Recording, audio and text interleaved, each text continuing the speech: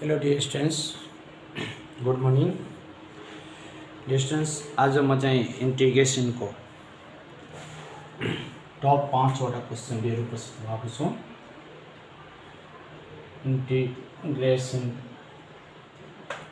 इन्टिग्रेसनको 5वटा top question लिएर उपस्थित भएको छु। डियर स्टुडेन्ट्स, केही क्वेसन जुन इन्टिग्रेसनमा हाम्रो यस प्रकार रहन्छ, dx divide over root under a square plus x square. Number 2, integration x 3 dx divide over root under 4 minus x square. Number 3, integration dx divide x square 9 minus x square over root र चाहिँ हाम्रो 4 number integration 1 x square plus 49 dx x वा 3 number. यसलाई कई कपडा पनि राखिदिनुहोस्, भोलि पनि कपडा के गर्छन् अनि अर्को चाहिँ integration dx x square minus a square 3/2 as so on। धेरै जस्तो क्वेसनहरु यसको फर्ममा हामीले दिएको हुन्छ र इन्टिग्रेसन बाई सब्स्टिट्युसन मेथडबाट सोल्भ गर्नुपर्ने हुन्छ। इंटीग्रेशन बाई सब्स्टिट्युसन मेथडबाट यी क्वेसनहरूलाई हामीले चाहिँ सोल्भ गर्नुपर्छ।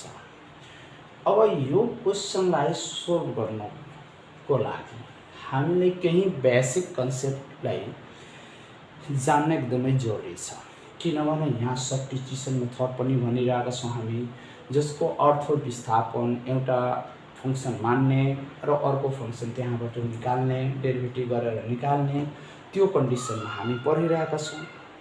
तर यहाँ भनेको त्यस्तो यो जति पनि फंक्सन मैले लेखेको छु, इन्टिग्रेसनको जुन फंक्सन हो, यसमा के छ भने एउटा फंक्सन नै मानेपछि अर्को फंक्सन आउँदैन। त्यस कारणले यसमा केही शर्त छ र केही कन्डिसन छ, जस्तै कि राम्रोसँग बुझ्नु होला।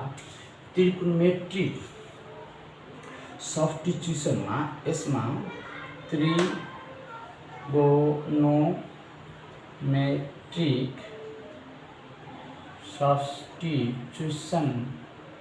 सब्स्टिट्युसनमा यो सबैलाई अब्जर्भ गर्दाखेरि हामी के निचोडमा पुगिरहेका छौं भने कि यो a स्क्वायर x स्क्वायर को फर्ममा छ। अर्को हामी के बुझिरहेका छौं भने a square plus x square को फर्ममा छ।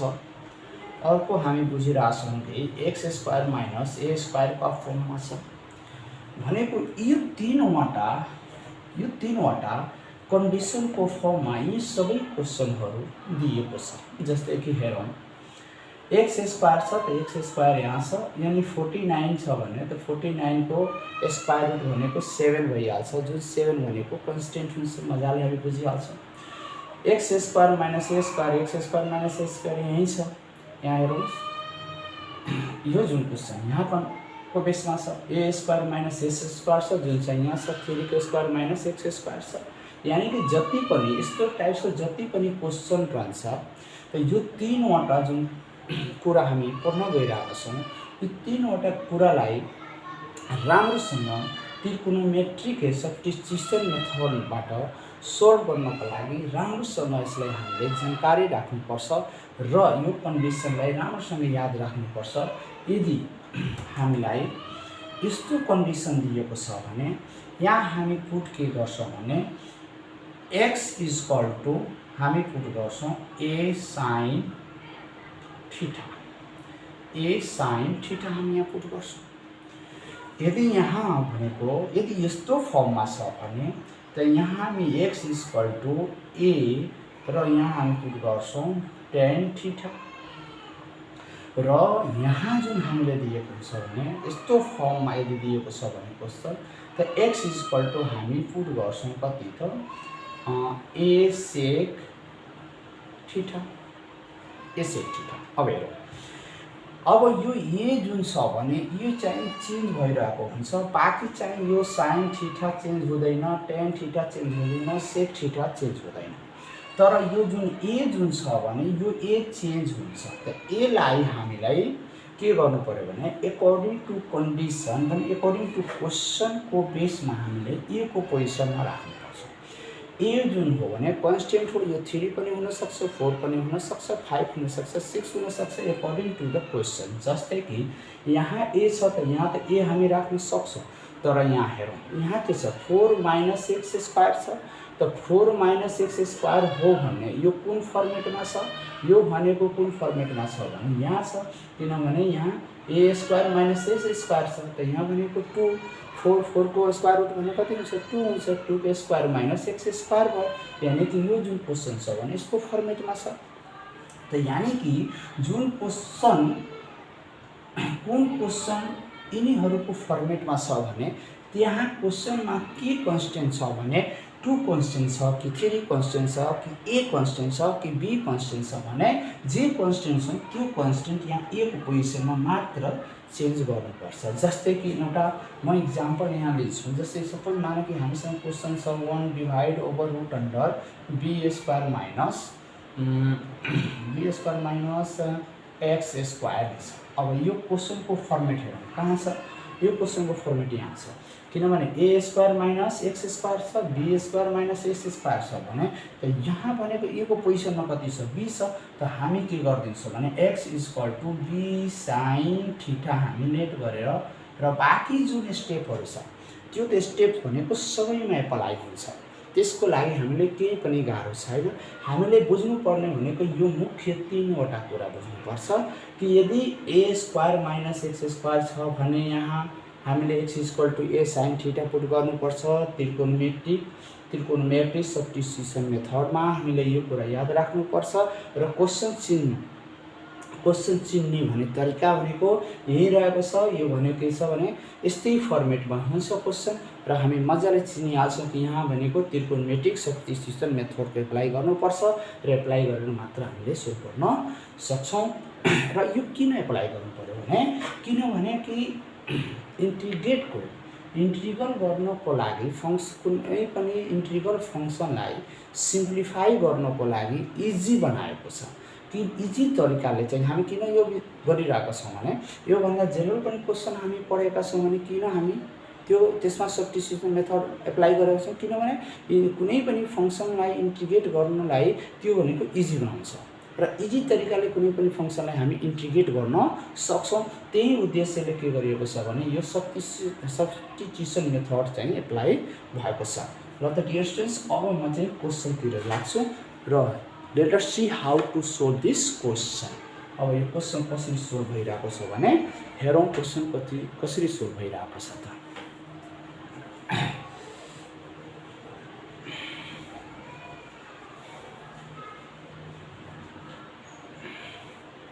ल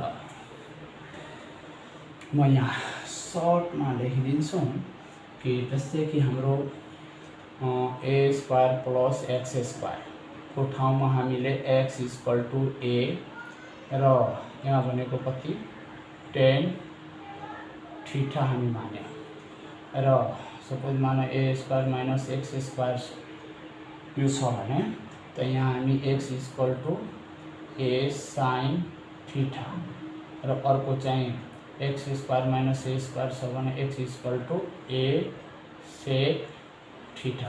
यति मूल्य मन्त्रको रूपमा राख्ने।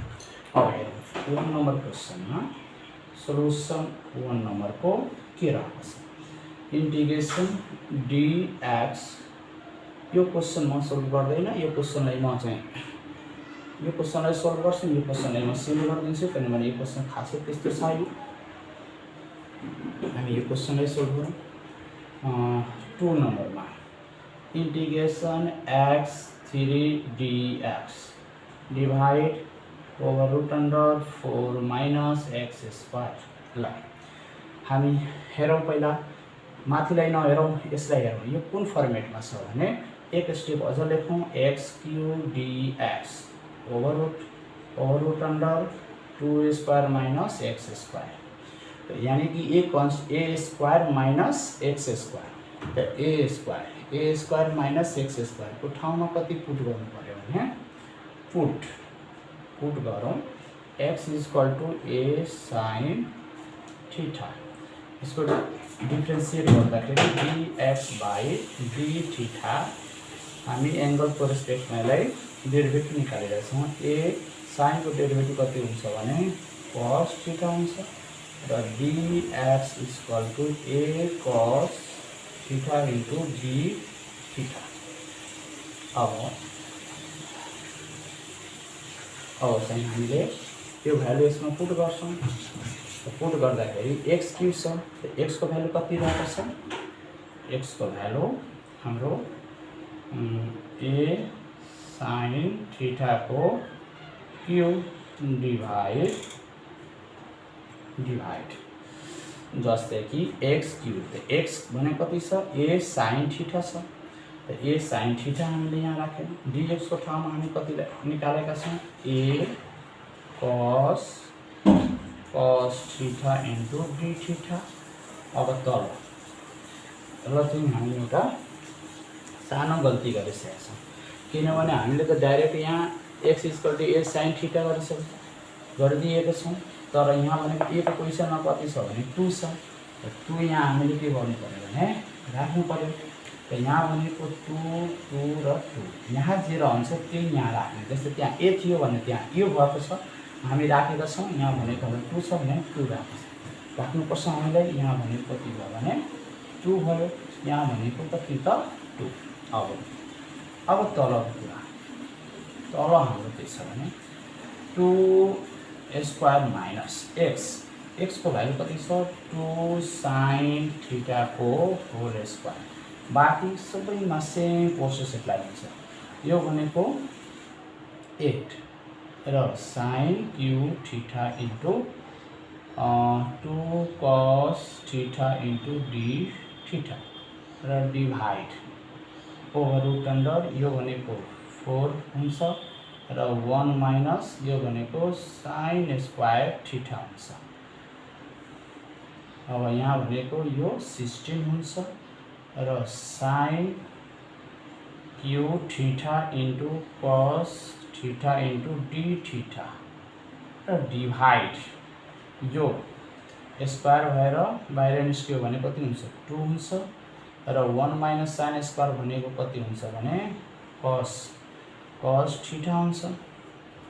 कॉस थीटा हो यो 2 ले जान्छ भनेको यो 8 हुन्छ र इंटीग्रेशन 8 भयो र यो क्यान्सल भयो। यहाँ भनेको साइन 3 थीटा डी थीटा। अब चाहिँ हेरौँ, हामीलाई के थाहा छ भने कि साइन क्यू थीटा यानी कुनै पनि रेसियोको इंटीग्रेशन को फर्मुला छैन। तो यसलाई सबभन्दा पहिला हामीले चेन्ज गर्नुपर्छ। इंटीग्रेट गर्नको लागि हामीले चेन्ज गर्छौं र त्यो चेन्ज भनेको कुन कन्डिसनमा गर्छौं तपाईले हेर्नु। हामीले थाहा छ कि sine 3 theta equal to 3 sine theta minus 4 sine cube theta. यो यता आयो भने 4 sine cube theta equal to 3 sine theta minus sine 3 theta. अब 4 लाई हामी sine 3 theta equal to 3 sine theta minus sine 3 theta divide 4 यो भनेको 10 क्लास को फर्मुला हो। तो अब चाहिँ यसको ठाउँमा यो साइन क्यूब थीटा को ठाउँमा हामीले कति लेख्नु पर्यो भने इंटीग्रेशन 8 र 3 sine theta minus sine 3 theta by 4 र डी थीटा रहिरहन्छ। योले क्यान्सल भयो 2। अब इंटीग्रेशन 2 र यहाँ भनेको 3 sine theta minus sine 3 theta d theta भयो। अब यसले ब्रैकेट ओपन गर्नुपर्छ है त। सो अब यहाँबाट चाहिँ हामीले यो स्टेप म यहाँको स्टेपलाई मेट्छु।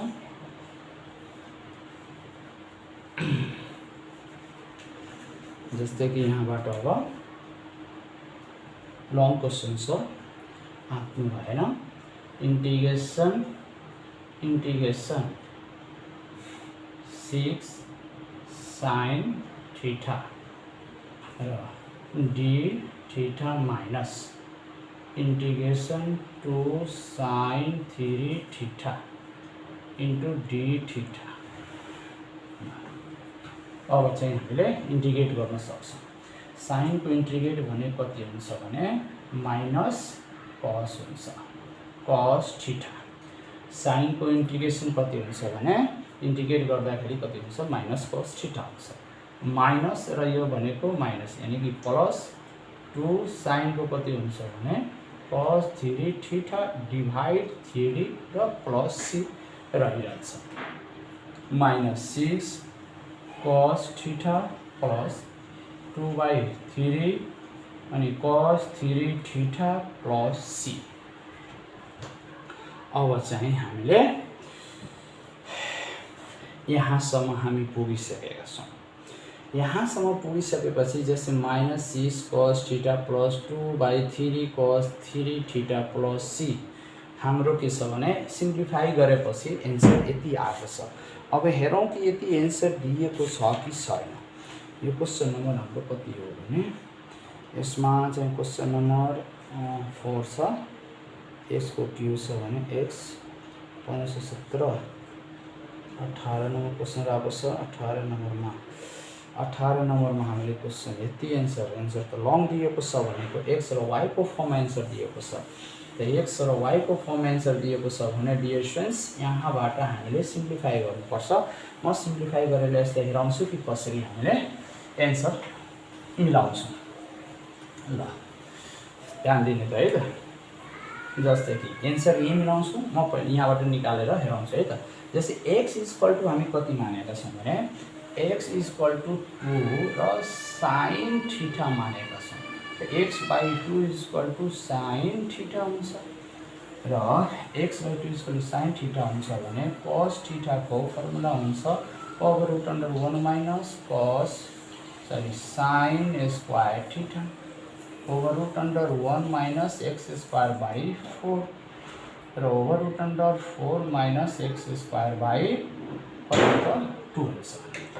cos को हामीसँग भ्यालु कति आयो त? cos को हामीसँग भ्यालु आयो cos थीटा √4 माइनस x²/2। त यहाँ हामी लेखिदिन्छौं कति त -6 र cos को ठाउँमा यति लेखिदिन्छौं। अब चाहिँ यो जुन छ भने हेरौं यहाँ। ल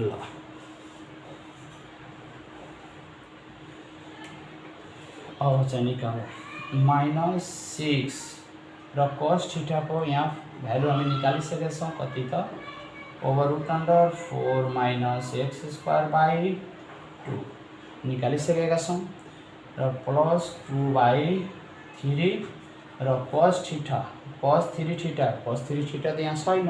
त cos 3 थीटा को फर्मुला हामी राख्छौं कति? फर्मुला हाम्रो हुन्छ cos 3 थीटा को 4 cos 3 theta minus 3 cos theta र प्लस सी। हेरौं अलिकति कति लङ एन्सर मिलाउनको लागि यो जान्छ भनेको -3/4 माइनस x² र प्लस 2/3। अब यहाँ राखौं। यहाँ हाम्रो कति हुन्छ भने 4 को 4 नै भयो र जब यो क्यू किनभने cos थीटा को कति छ भ्यालु यति छ क्यू राख्यो भने कति हुन्छ भने 4 माइनस एक्स स्क्वायर एउटा हुन्छ over root under 4 minus x square हुन्छ डिभाइड भनेको 8 किनभने 2 को क्यू गर्यो भने 8 हुन्छ माइनस 3 र 4 over root under minus x square by 2 र प्लस सी लङ क्वेश्चन हो।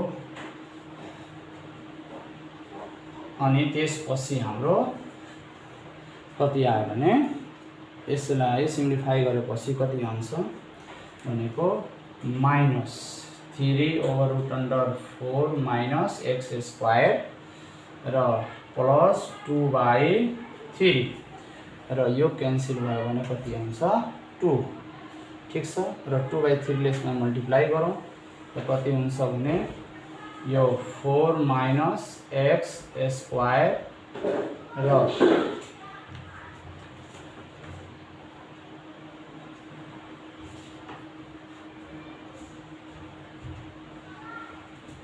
हामी यो कन्डिसनलाई सोल्भ गरिरहेका छौँ 2 by 3 4 minus x square over root under 4 minus x square by 2 र माइनस यसमा गयो भने 6 यो 2 यसमा गयो भने कति हुन्छ भने 6 बाई 3 र 2 त्यहाँ पनि छ त्यहाँ पनि कति छ भने यसरी गरौँ है त यहाँ पनि कति छ 3 बाई 2 छ र यहाँ 2 by 3 into 3 by 2 over root under 4 minus x square by कति छ भने 2 प्लस सी यो क्यान्सल यो क्यान्सल भयो यहाँ यो क्यान्सल भयो minus 3 over root under 4 minus x square plus यहाँ भने कति भयो भने 4 माइनस एक्स स्क्वायर र 4 माइनस एक्स स्क्वायर बाई 3 र minus 4 minus x square by 2 अनि प्लस सी भयो।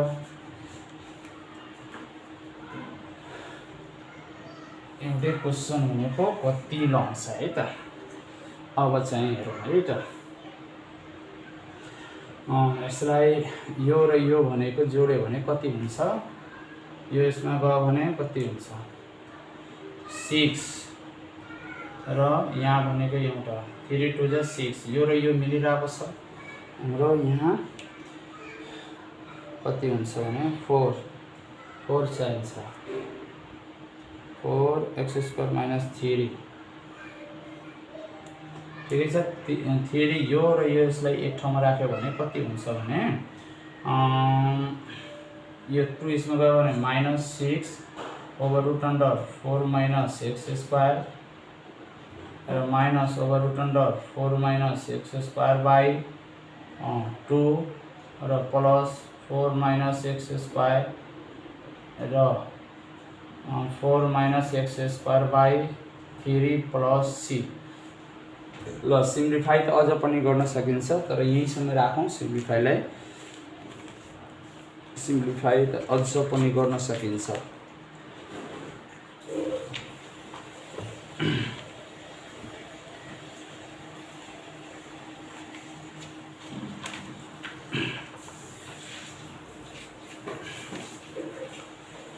यो हामीले चाहिँ क्वेश्चन कति नम्बर गरेका छौँ भने 4 माइनस एक्स स्क्वायर छ हैन 4 minus x square 3 number x cube 3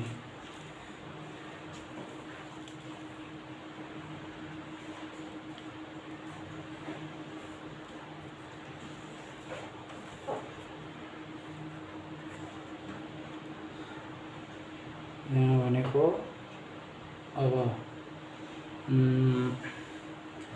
यसलाई सिम्प्लिफाई गर्दाखेरि फेरि यहाँ कति हुन्छ भने माइनस 7 र over root under 4 minus x square by 2 र प्लस 4 माइनस एक्स स्क्वायर र over root under 4 minus x square by 3 अब 3 भयो हैन। अनि त्यसपछि कति छ यहाँ